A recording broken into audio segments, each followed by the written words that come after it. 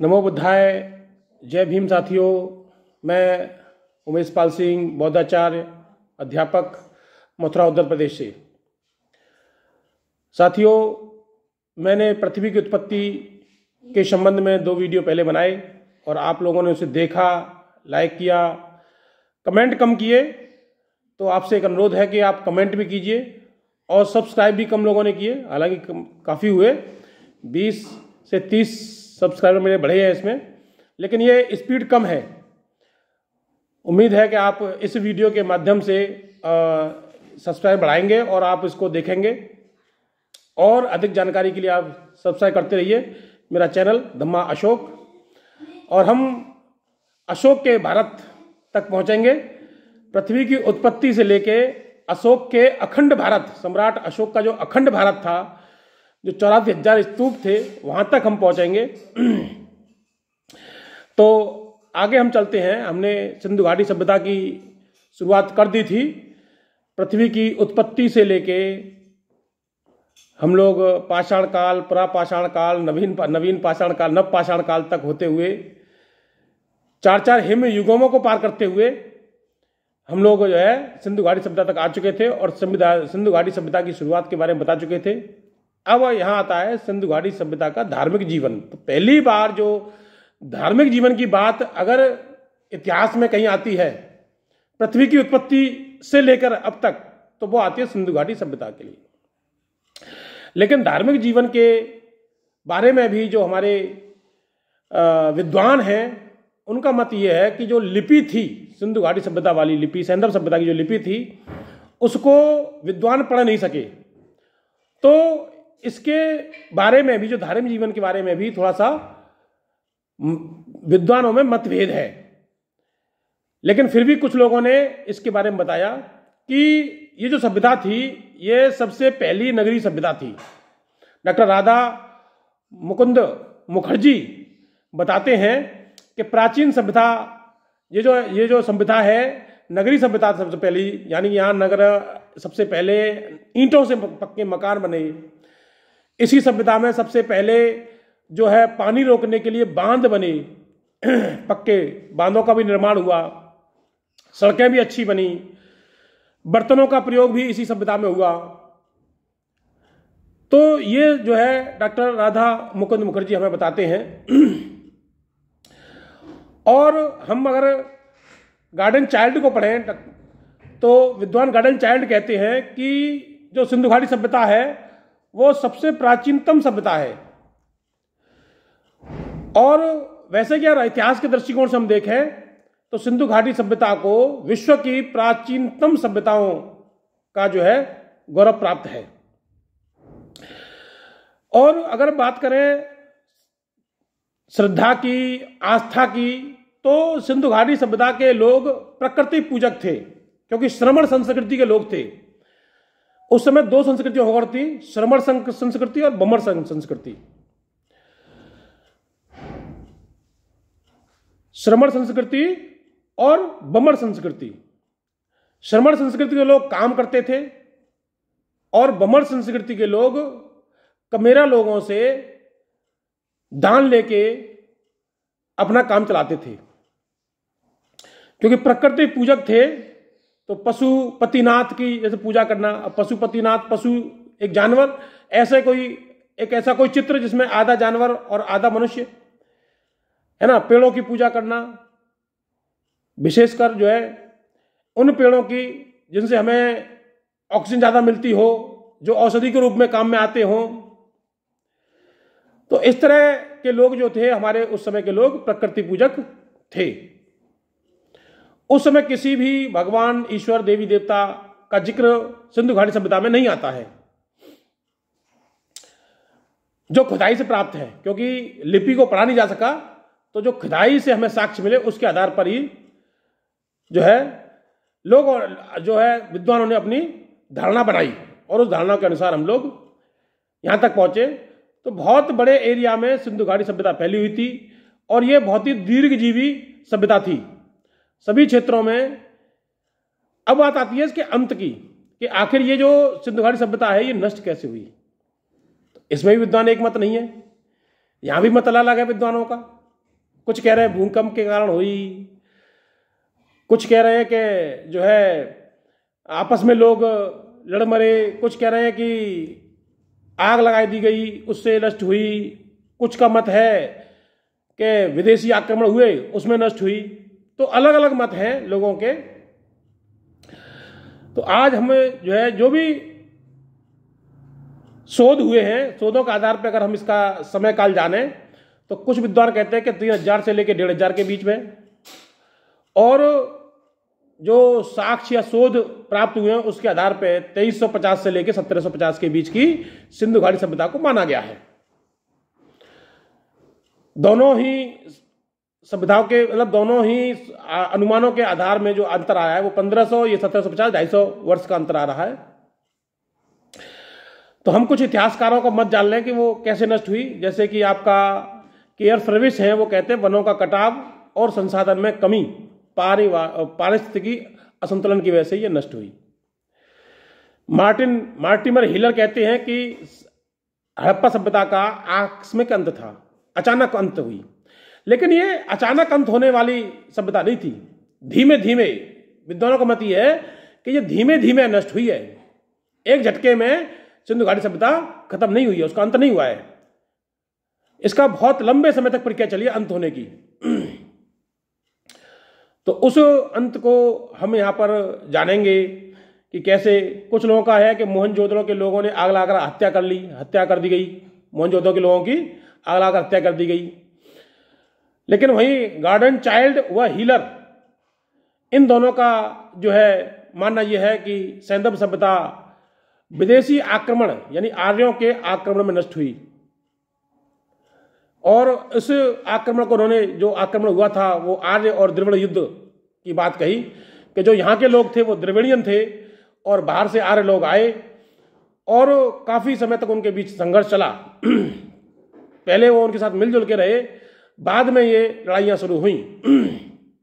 ये कहा जाता है कि पहले आर्य जो लोग आए थे वो सिंधु घाटी सभ्यता के जो उस समय के शासक रहे होंगे, जो भी थे, वो लोग, उन लोगों के यहाँ ये लोग काम करने लगे और धीमे धीमे उन्होंने अपना प्रभुत्व बढ़ाया और बाद में फिर ये जो है आक्रमण किए, हमले किए और उसको नष्ट किया। ऐसा विद्वानों का मत है, जिसमें आपका जो है गार्डन चाइल्ड और हिलर है। तो सिंधु घाटी सभ्यता इस तरह से नष्ट हुई और सिंधु घाटी सभ्यता के बाद जो सभ्यता आई वो आपकी वैदिक सभ्यता थी। वैदिक सभ्यता जो है आर्यों की थी, क्योंकि आर्यों का भारत में आगमन में भी विद्वानों का अलग अलग मत है। कुछ लोग कहते हैं कि ये 3000 वर्ष पूर्व आए, कुछ विद्वान कहते हैं 2000 वर्ष पूर्व आए, कुछ कहते हैं कि 1500 वर्ष पूर्व आए। तो इसमें भी लोगों का अलग अलग, विद्वानों का अलग अलग मत है। वैदिक सभ्यता को कुछ लोग मानते हैं कि 1750 से लेके 750 ईसा पूर्व है। कुछ लोग मानते हैं कि 1500 से लेके 600 ईसा पूर्व चली। कुछ लोग मानते हैं कि 1000 से लेके 600 ईसा पूर्व तक वैदिक सभ्यता चली।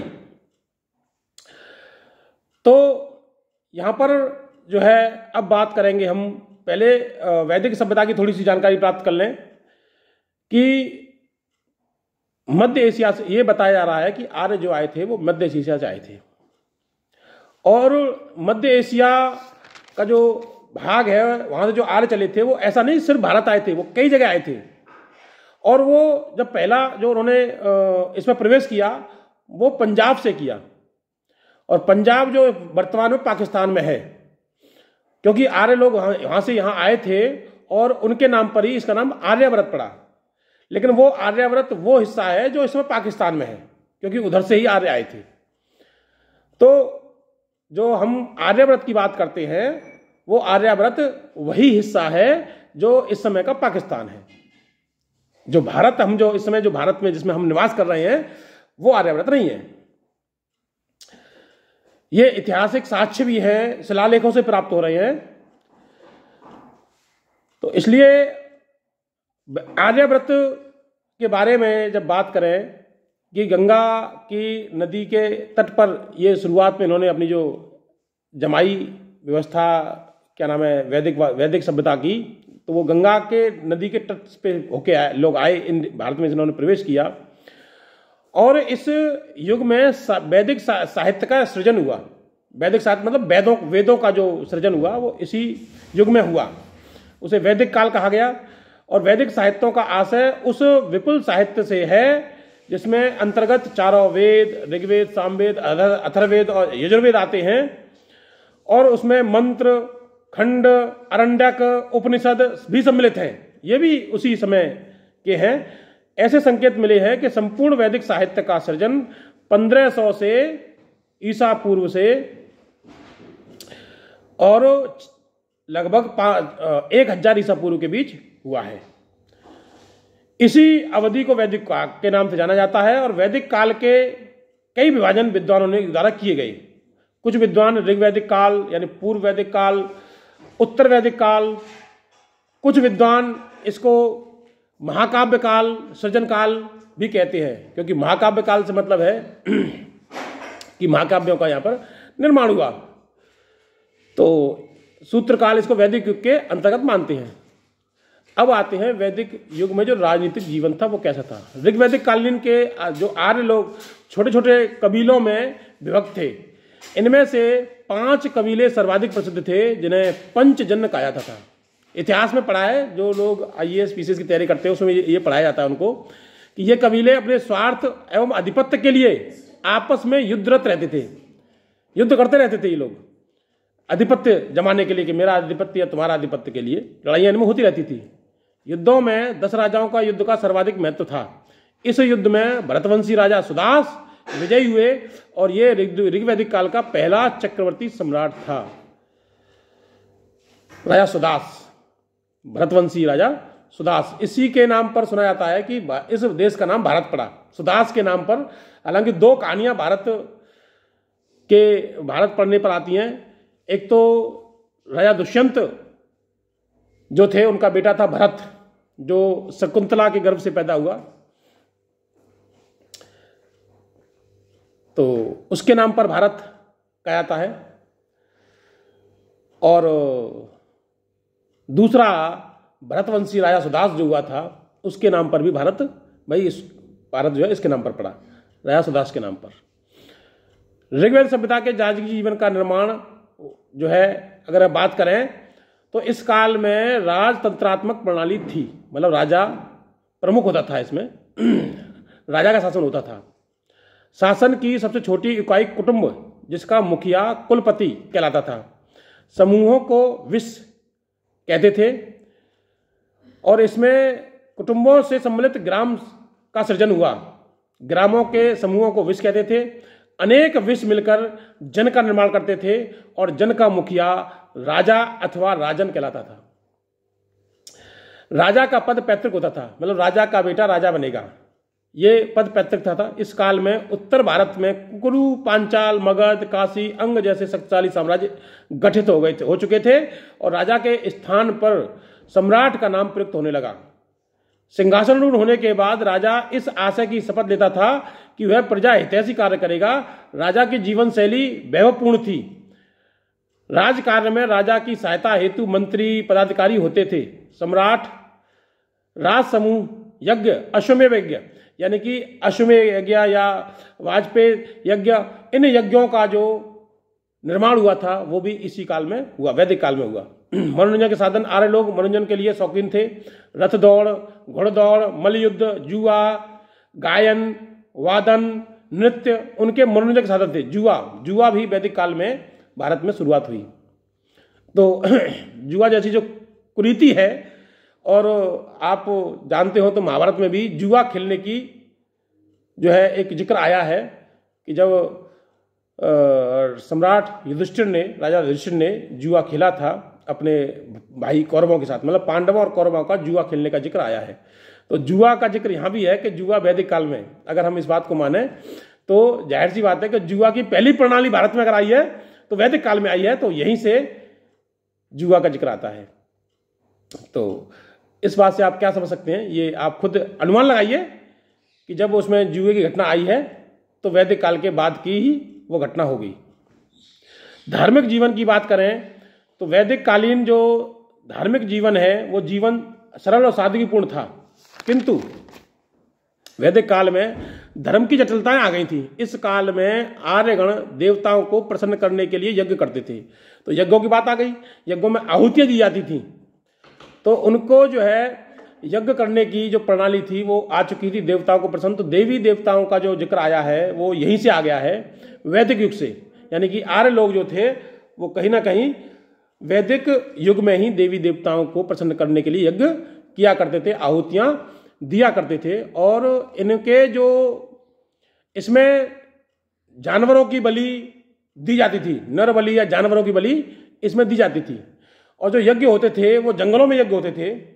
तो ऐसा माना जाता है कि जब द्रविड़ और आर्यों का युद्ध हुआ तो उस युद्ध में जो सहस्त्र ही जिन्होंने हथियार डाल दिए या जिन्होंने समर्पण कर दिया, उन लोगों को आर्य लोगों ने अपने से सेकंड नंबर पर रखा, जिन्होंने थोड़ा संघर्ष किया उनको थर्ड नंबर पर रखा, और जो बहुत संघर्ष करके हारे उनको फोर्थ नंबर पर रखा, और जो लोग बहुत ही भयंकर लड़ाई लड़के है ना बिल्कुल अंतिम पायदान पर हारे उनको इन्होंने वर्ण व्यवस्था से बाहर कर दिया, और जो लोग हारे ही नहीं वो जंगलों में पलायन कर गए, वो आदिवासी लोग थे। तो इसी आधार पर इन्होंने क्या बनाया, वर्ण व्यवस्था बना दी, क्योंकि वर्ण व्यवस्था उससे बनी। तो जो क्योंकि आर्य लोग ब्राह्मण और जो शहर से आत्मसमर्पण कर दिया सेकंड नंबर पर वो क्षत्रिय, फिर जो और थोड़ा संघर्ष करके हारे वो वैश्य, जिन्होंने और कड़ा संघर्ष किया उनको उन्होंने शूद्र का नाम दे दिया, और उनसे कहा कि तुम हमारे बहुत ही जो है निम्न काम कोटि के काम करोगे, यानी कि क्षत्रियों को इन्होंने जो है शस्त्र का अधिकारी बना दिया कि तुम हमारे लिए लड़ाई किया करोगे। वैश्यों से कहा कि तुम हमारे लिए धन कमाओगे, और धन ही तुम्हारा जीवन है, धन पे रोक दिया उन्होंने, क्षत्रियों को लड़ाई पर रोक दिया, वैश्यों को धन पर रोक दिया, और शूद्रों से कहा कि सेवा तुम्हारा धर्म है, सेवा करना ही तुम्हारा काम है, तुम्हें सेवा करनी है। तो शूद्रों से सेवा कराने लगे, और जो बिल्कुल भयंकर पने से लड़ाई ली इन्होंने तो उनको अछूत बना दिया इन्होंने, और इनको बस्तियों से बाहर फेंक दिया कि तुम लोग बस्तियों से बाहर रहोगे। तो वो जो है छितरे हुए लोग कह सकते हैं, उनको बाबा साहब ने अपनी किताब में जब लिखा है तो उन्होंने कहा ये छितरे हुए लोग थे, और जो हारे ही नहीं लड़ाई में वो जंगलों में पलायन कर गए, वो आदिवासी जब जंगलों में रहते थे और जंगलों में आर्य लोग जब यज्ञ करते थे तो वो, क्योंकि उन यज्ञों में पशुओं की बलि दी जाती थी, पशुओं को, जानवरों को, पक्षियों को बचाने के लिए जो वहां के जानवर जो जंगल में पलायन कर गए थे लोग, वो उन यज्ञों को भंग करते थे। तो जब लोग यज्ञों को भंग करते थे तो जो आर्य लोग थे, ऋषि मुनि थे, उनको भगाते थे, भाग भंगी भाग, भंगी मतलब भंग करने वाला, भाग भंगी भाग, भाग भंगी भाग। तो भंगी कहकर उनको भगाते थे, भंगी कहते हैं भंग करने वाले को। तो ये जो थे वो जानवरों की रक्षा करने वाले थे, रक्षा करते थे, रक्षक थे ये लोग। तो यहां से इनको दो नाम मिले, एक तो आपका राक्षस नाम मिला यहीं से उनको, रक्षा करने वाला राक्षस कहा गया उसको, और भंगी शब्द मिला इनको, भाग भंगी भाग। भंगी मतलब भंग करने वाला, जो जानवरों को और पशु पक्षियों की यज्ञ से रक्षा करते थे, यज्ञों को भंग करते थे। तो दो नाम यहां से मिल गए, राक्षस और भंगी, इन लोगों को। तो जो आज के जो भंगी हैं, जिन्हें भले ही आप वाल्मीकि हो गए हैं वो लोग, वो तो बहुत ही कहते हैं सूरवीर लोग थे, जो कभी हारे नहीं, वो जंगलों में चले गए और जंगलों में भी रहकर उन्होंने हमेशा प्रकृति की रक्षा की। इसीलिए वो दो नाम से, राक्षस और भंगी शब्द से उनको सुशोभित किया गया। तो भंगी शब्द बुरा नहीं है, भले ही उसको भंगी शब्द को बुरा बना दिया है। और पता नहीं कैसे, अगर जैसे वाल्मीकि जो है वो उन्होंने तो रामायण लिखी थी तो उनके हाथ में कलम थी, और पता नहीं कैसे उन जो है वाल्मीकि समाज के लोगों के हाथों में सफाई आ गई, कलम की जगह पर झाड़ू कहां से आ गया ये मेरी समझ में नहीं आता है। इतिहास के कौन से कोने में इनके हाथ में झाड़ू पकड़ा दी गई। तो ये एक इतिहास निकल के आता था इसमें जो है आर्यों का, और इसमें और यहीं पर और भी कुछ कुरीतियां आई, जैसे सोमरस, जिसे हम कहते हैं शराब जो भारत में पहली बार मिलती है, सोमरस। तो ये सोमरस भी तभी का आया है, ऋग्वैदिक काल के लोग, सोमरस एक ऐसा पौधा था जो कि हिमालय की चोटी से मूलवंत के नाम से प्राप्त होता था, जिसे रस निकाला जाता था, जिसे और दिए निकाला जाता था। दिए जाने के समय सोमरस का पान किया जाता था। इसका उल्लेख ऋग्वेद के 9वें मंडल में मिलता है। मतलब सोमरस पीने का जो जिक्र मिलता है कि जो उस समय के देवी देवता थे वो सोमरस पिया करते थे, सोमरस का यूज किया करते थे। तो ये जो है ऋग्वेद में है इसका जिक्र। अगर आप ऋग्वेद को पढ़ोगे तो उसमें बहुत सारी ऐसी बातें हैं जो आज के परिप्रेक्ष्य में उसको सही नहीं माना जाता है। बहुत ही मतलब कहते हैं ना गलत उसको जो माना जाता है। अश्लील भी कुछ काफ़ी चीज़ें उसमें लिखी हुई हैं ऋग्वेद में, अगर उसे पढ़ा जाए तो। बाकी जो महाकाव्यों में लिखा है वो तो आजकल इस पर तो बात चल ही रहा है, मैं उस पर उधर नहीं जाऊँगा। मैं तो सीधे सीधे यहीं पर आता हूँ, इतिहास पे आता हूँ। जो इतिहास में लिखा हुआ मैं उस पर आता हूँ। तो दूसरा ये है कि फिर जो है जो आर्य लोग थे, फिर क्योंकि अब वर्ण व्यवस्था बन गई थी तो 4 वर्ण हो गए थे, ब्राह्मण क्षत्रिय वैश्य शूद्र। जो ब्राह्मण, अब जो ब्राह्मण थे, जो आर्य लोग थे, ब्राह्मण में कन्वर्ट हो गए थे और ब्राह्मण कर्म कांड करने है ना जो है उसमें चल गए थे। वो कर्म कांड करेगा, वो यज्ञ करेगा, वो इस चीज आचार्य बनेंगे, उपदेशक बनेंगे, यानी कि शिक्षा पर उनका एकाधिकार हो गया था। तो और इसके बाद जो दूसरे थे आपके क्या नाम है क्षत्रिय युद्ध के लिए सीमित हो गए थे, अब युद्ध करोगे। और जो वैश्य थे वो व्यापार करेंगे और शूद्र थे वो सेवा करेंगे। और बाकी जो अछूत लोग थे वो तो कोई काम के लिए नहीं, वो तो अलग रहेंगे। उनकी तो परछाई से भी उनको डर लगता था, उसकी परछाई से भी वो अपवित्र हो जाते थे, ऐसा इतिहास में निकल के आता है। तो हमने अब वैदिक सभ्यता तक हम लोग आ चुके हैं और इसके बाद हम जो कल पढ़ेंगे इनका धार्मिक जीवन जो है वो पढ़ेंगे और बताएंगे इसके बारे में। आज के लिए इतना काफ़ी है। आप लोगों ने मुझे धैर्य से सुना, आप इसको समझिए और इस पर जो भी आपकी प्रतिक्रिया है वो आप कमेंट के माध्यम से मुझे दें। इसको लाइक करें, कमेंट करें, मेरे चैनल को सब्सक्राइब करें। नमो बुद्धाय, जय भीम, जय भारत, जय संविधान साथियों।